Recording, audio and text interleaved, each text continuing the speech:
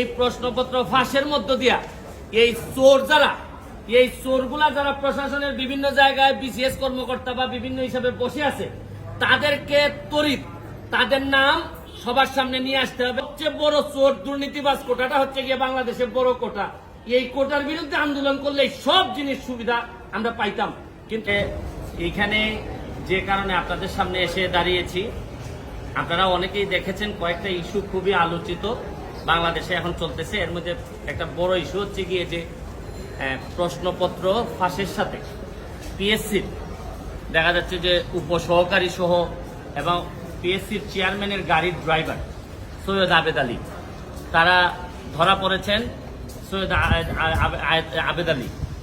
আবেদ আলী সাহেবের স্টেটমেন্ট আমি দেখলাম, দেখে উনি বলছেন যে এই প্রশ্নপত্র ফাঁসের যে টাকাটা ইনকাম করছেন এটা নাকি আল্লাহর রাস্তায় ব্যয় করছেন। মানে এর চেয়ে দুঃখজনক আর এর চেয়ে এরকম দেশ আমি পৃথিবীর কোথাও দেখি নাই যে 2 নম্বরের টাকা উনি সগৌরবে বলছেন যে এটা উনি আল্লাহর রাস্তায় খরচ করছেন। এটাও আমরা হয়তো ফান হিসাবে নিচ্ছি, কিন্তু আজকে যে কারণে আসছি আমার কাছে মনে হয়েছে যদি একজন সংসদ সদস্য হিসাবে আমার বলার সুযোগ ছিল, যদি পার্লামেন্ট থাকতো। পার্লামেন্ট যেহেতু নাই, এটা আমার বলার সুযোগ আপাতত আমি পার্লামেন্টে পাচ্ছি না। পার্লামেন্ট যখন হবে তখন হয়তো আমি এটা বলতে পারবো। এখন আমি একজন ব্যারিস্টার হিসাবে আমার বিভিন্ন আইনগত ব্যবস্থা নেওয়ার সুযোগ আমার আছে। এখানে পিএসসির চেয়ারম্যান সাহেবের ড্রাইভার উনি প্রশ্নপত্র ফাঁসের সাথে জড়িত, এর মধ্যে উপসহকারীও আছেন। তো উনি ড্রাইভার থাকাকালীন সময়ে পিএসসির চেয়ারম্যান অনেকেই ছিলেন। এখন প্রশ্ন হচ্ছে গিয়ে যে পিএসসির চেয়ারম্যানরা যারা যারা ছিলেন তারা এই দায় এড়াইতে পারেন কিনা, তারা এটার সাথে যুক্ত ছিলেন কিনা। এখন আমার ড্রাইভার আমার যদি ব্যবসাপাতি করে অথবা ড্রাইভারের মাধ্যমে ওনারা টাকা নিয়েছেন কিনা এটা ভালোভাবে দেখতে হবে। কারণ ড্রাইভারে ধরার পর যদি এটা ধামাচাপা পড়ে যায়, আরে ড্রাইভার করছে এটা বুঝেন না, হয় অনেক সময় এইগুলা বলে কিন্তু চাপা দেওয়ার একটা প্রক্রিয়া থাকতে পারে। এইটা আমার মনে হয়েছে যে এটা সরকারের দেখতে হবে। সেকেন্ড হচ্ছে কি, যে কারণে আমি মেইনলি আমার কাছে মনে হয়েছে যে এই প্রশ্নপত্র ফাঁসের কারণে সেই 33তম বিসিএস থেকে 33তম বিসিএস থেকে 46 পর্যন্ত এই পর্যন্ত উনার মাধ্যমে অনেকেই সরকারি চাকরি পেয়েছেন, বিসিএস কর্মকর্তা হয়েছে এই প্রশ্নপত্র ফাঁস করার মধ্য দিয়ে।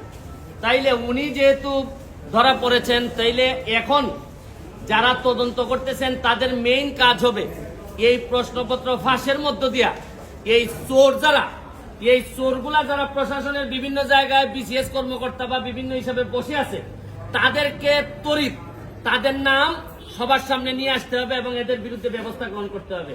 আমিও তো বলি মাঝে মধ্যে অনেক সরকারি কর্মকর্তা, ইভেন ডিসি ধরেন অনেক বড় বড় কর্মকর্তা, এদের কথাবার্তা আমার শুনলে মনে হয় যে আরে এত ইনকম্পিটেন্ট একটা লোক ডিসি হয় কিভাবে, একটা ইনকম্পিটেন্ট একটা লোক ইয়নো হয় কিভাবে।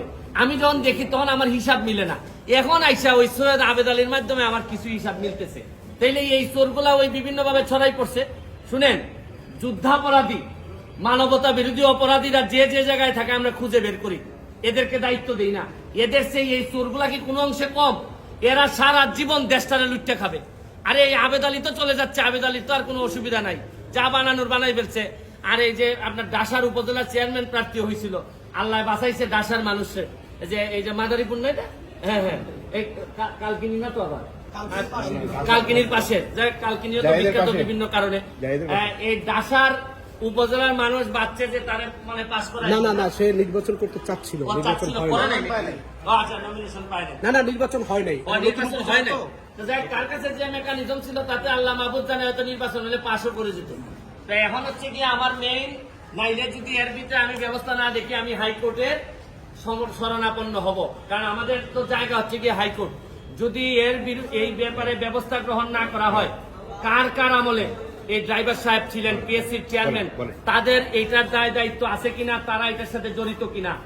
এরপর হচ্ছে গিয়ে এই প্রশ্নপত্র ফাঁসের ঘটনায় কারা কারা অবৈধ সন্তান হিসেবে প্রশাসনে জন্মগ্রহণ করছেন এবং জন্মগ্রহণ করে এখন বিভিন্নভাবে দলীয় তকমা লাগাইয়া ভালো ভালো অবস্থানে আছেন, এইটা আনতে হবে।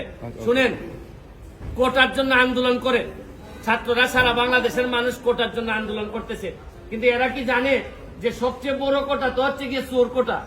এই প্রশ্নপত্র ফাঁসের কোটা, এরা ধরেন অন্যান্য কোটা, মুক্তিযোদ্ধা কোটা, এগুলা নিয়ে আন্দোলন করতেছে, এগুলা নিয়ে আমি বলবো না, এটা আলাদা হিসাব। কিন্তু জানে না, এরা যদি জানতো যে সবচেয়ে বড় চোর দুর্নীতিবাজ কোটাটা হচ্ছে গিয়ে বাংলাদেশের বড় কোটা, এই কোটার বিরুদ্ধে আন্দোলন করলে সব জিনিস সুবিধা আমরা পাইতাম। কিন্তু এটা আমি পরে হয়তো আরেকদিন বলবো। তবে এখন আমার বক্তব্য হচ্ছে স্পষ্ট, এদের বিরুদ্ধে কারা কারা প্রশাসনে আছেন তাদেরকে বের করে তাদেরকে আইনের আওতায় নিয়ে আসা হবে, নাইলে এই দায় সারা জীবন বাংলাদেশের বয়ে বেড়াতে হবে। আমি একজন এমপি হিসাবে, একজন ব্যারিস্টার হিসাবে আমি মনে করি এটা জাতির সামনে নিয়ে আসা আমার দায়িত্ব। আপনাদের মাধ্যমে আমি এটা ছড়াই দিতে চাই এবং আমি দেখতে চাই যে কি ব্যবস্থা গ্রহণ করছেন। নাইলে আমি মাননীয় প্রধানমন্ত্রীর কাছে প্রয়োজনে যাব, মাননীয় চিফ জাস্টিসের কাছে যাব, কারণ এইভাবে একটা দেশ চলতে পারে না। চেয়ারম্যানরা জড়িত ছিল কিনা এগুলা ওনারা নিজেরা কিভাবে করলো, প্রশ্ন যাতে পরবর্তীতে আউট না হয় এগুলা নিয়ে তদন্ত হোক। পিএসসি কিভাবে নিজে প্রোটেক্টেড হবে এইটার জন্য তদন্ত কমিটি করে তারা তাদের প্রোটেকশন বাড়ায়।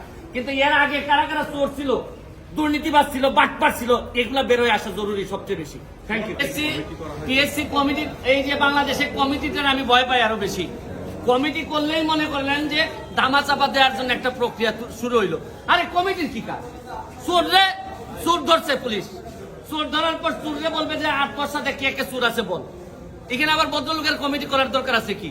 পিএসসি হোক, টিএসসি হোক, যত এসসি হোক না কেন, চোর যারে যার বলবে এই জায়গায় পুলিশ যাবে। এখানে মধ্যে এই তদন্ত কমিটি করা মানে একটু আস্তে, এর মানে হজম করার জন্য একটু টাইম নেওয়া। এগুলো আমার অভিজ্ঞতা থেকে বলবো।